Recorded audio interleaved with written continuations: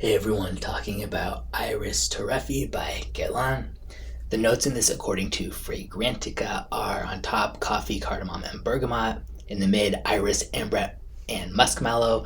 And then leather, amber tea, and vanilla in the base. On the actual Guerlain product page, they describe it as having a powdery floral heart with coffee notes and sandalwood and a Guerlain signature ambery accord in the base. So there's no mention of tea there. There's no mention of leather, cardamom, a lot of the other stuff.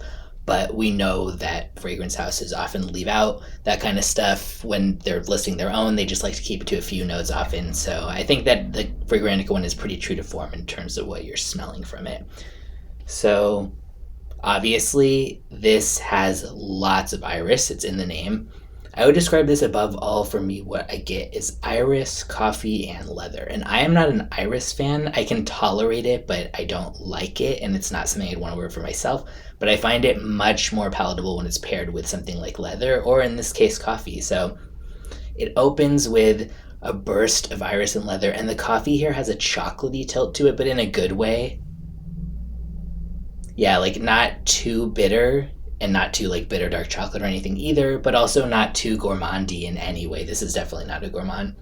The coffee is actually pretty subtle in this, which is kind of nice for a change of pace. I feel like often when coffee's a note, it's used in a way that's just so strong, like, I'm coffee, I'm here, like screaming, just desperate to make itself known. So it's nice to see that kind of accord just like mixed in without it having to be like black coffee poured over your head. There does feel like there's an air of like warm spice, maybe just really, yeah, from the cardamom, I would think, maybe a little tartness from the bergamot. I don't really get any tea at any point, but some other people in the reviews have said that they do. I don't know if it's just kind of bias from seeing that listed in the Fragrantica notes, but for me that doesn't really come out. By the time it gets to the base, it's really more of that just leather and iris and a little bit of like ambery vanilla, but it did not get as full-on ambery vanilla as I thought it might. So this smells very high quality, really smooth, really well blended, rich, and kind of luxurious.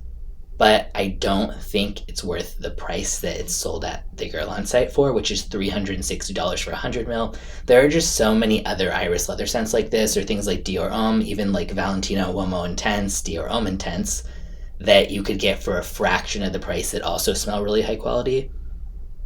But I do think it's absolutely worth sampling if you are an iris fan, especially if you like iris and leather, and if it intrigues you to have like a little bit of spice in that from a coffee cardamom type of vibe. Yeah, I'll put a link in the description where you can get a bottle or a sample, and I'm sure there are some places, or at least during Black Friday or something, where you could get this for less than $360 if you do end up loving it. I just feel that that's overpriced only when considering that there are a lot of other similar scents with this kind of scent profile, but again, it does smell very, very high quality.